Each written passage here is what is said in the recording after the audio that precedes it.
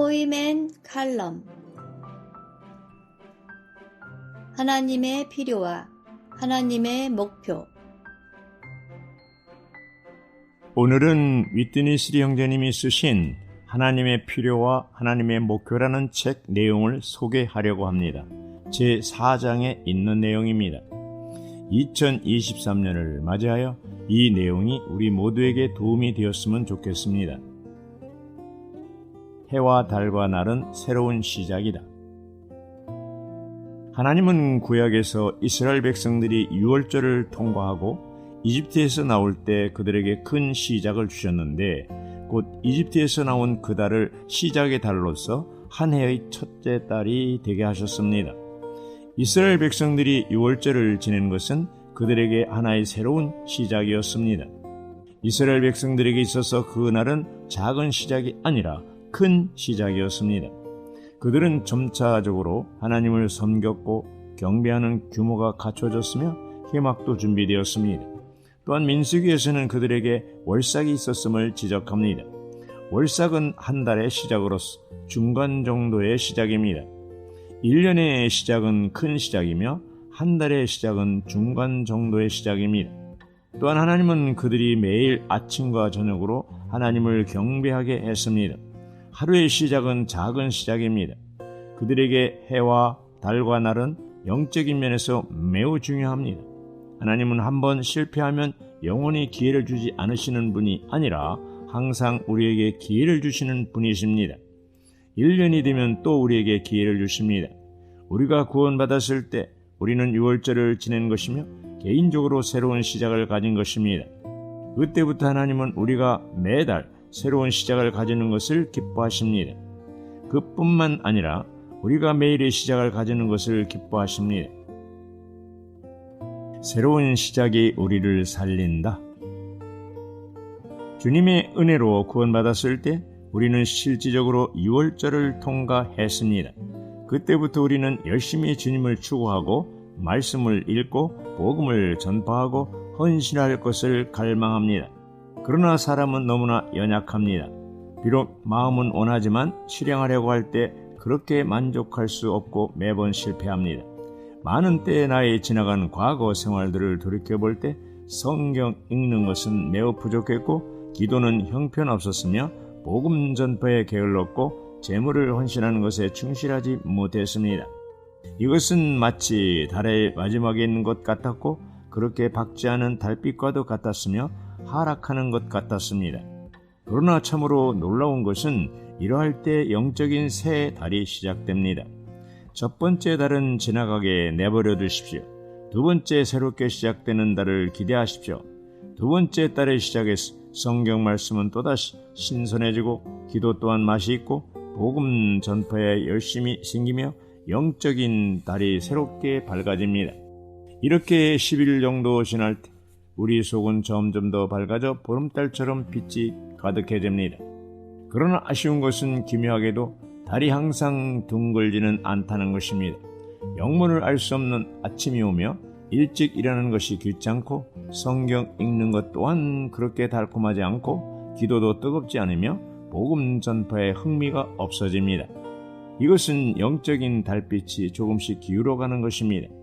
다시 8일 내지 10일이 지나면 영적인 달은 마지막에 있는 것 같으며 달빛은 사라지고 어두운 밤이 옵니다. 이러한 상황에서 낙담하고 있을 때 세 번째 달이 또다시 떠오르고 새로운 달이 시작됩니다. 또다시 아침에 일어날 때 약간의 느낌을 갖게 되고 말씀을 기도로 읽는 것에 맛이 되살아나며 기도 또한 달콤해지고 복음 전파에도 부담을 갖게 됩니다. 나는 우리 가운데 있는 대부분의 사람들이 이것을 체험했으리라고 믿습니다. 영적인 체험이 필요하다. 이것이 영적인 새 달의 시작을 갖는 것입니다. 우리는 달에 대한 체험이 있을 뿐 아니라 또한 날에 대한 체험이 있습니다. 예를 들어 주일 오전에 한 편의 메시지를 공급받고 부흥되어 아침 일찍 주님 앞에 가까이 나아가 열심히 주님의 말씀을 읽고 주님과 교통합니다. 메시지를 들은 후 온종일 감동되어 저녁 만찬 집회 때가 되면 변함없이 적극적으로 말씀을 읽고 부흥되고 주님을 가까이 한 결과 아침부터 저녁까지 조금도 실패하지 않고 승리하는 생활을 합니다. 그 다음날 아침에도 여전히 일찍 일어나 기도할 때 매우 신선하고 주님과의 교통도 달콤하며 아침 동안에 매우 신중하고 조심하여 실패하지 않습니다. 그러나 오후 3시에 부주의로 성질을 내게 되어 약간의 실패를 하게 됩니다. 저녁에 집에 돌아올 때 풀이 죽고 낙심합니다. 그러나 참으로 기묘한 것은 하룻밤이 지나고 아침이 오면 또다시 새로운 시작이 있습니다. 주님 앞에서 기도하고 교통할 때 우리 속은 밝아지고 또다시 태양이 떠오릅니다. 이것이 나를 체험하는 것입니다. 이렇게 해와 달과 나를 체험하는 것은 모두 영적인 이야기들을 말하는 것입니다. 우리의 영적인 이야기에서 작은 것은 날의 체험이고 큰 것은 달의 체험이며 더 큰 것은 해를 체험하는 것입니다. 정월 초하루에 우리가 만나게 되는 것은 날의 첫 시작인 초하루와 달의 첫 시작인 정월을 만나게 될 뿐 아니라 한 해의 시작을 만나게 됩니다. 그러나 아쉬운 것은 많은 그리스도인들이 구원받은 후 지금까지 거듭 설을 지내지만 영적인 부분에 있어서 한 번도 설을 지내지 않았다는 점입니다. 어떤 사람이든 구원받은 지 5년이나 10년 혹은 20년이나 되었지만 한 해의 시작부터 마지막까지 먹을 것과 입을 것을 사고 가정을 정리하고 업무를 종결하며 처리해야 할 일들을 인수인계하는 등 각 방면에서 한 해를 보냅니다. 그러나 영적인 방면에서 말하자면 그들은 지금까지 한 해도 보낸 적이 없습니다. 그들의 영적인 생명은 끝이 없고 새로운 시작도 없고 새로운 준비도 없습니다. 해와 달과 날은 하나님이 예비하신 기회들임. 하나님은 왜 우주 안에 해와 달과 날을 만드셨습니까? 과학자들은 이 땅에 있는 생물들, 즉 식물의 생명이든 동물의 생명이든 그것들이 성장하는 것과 생존하는 것이 해와 달과 날이 순환하는 것과 절대적인 관계가 있다고 알려줍니다.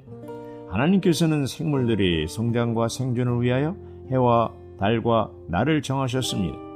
우주 가운데서 처음과 끝이 단지 1년뿐이라면 생명의 기회는 단 한 번뿐입니다.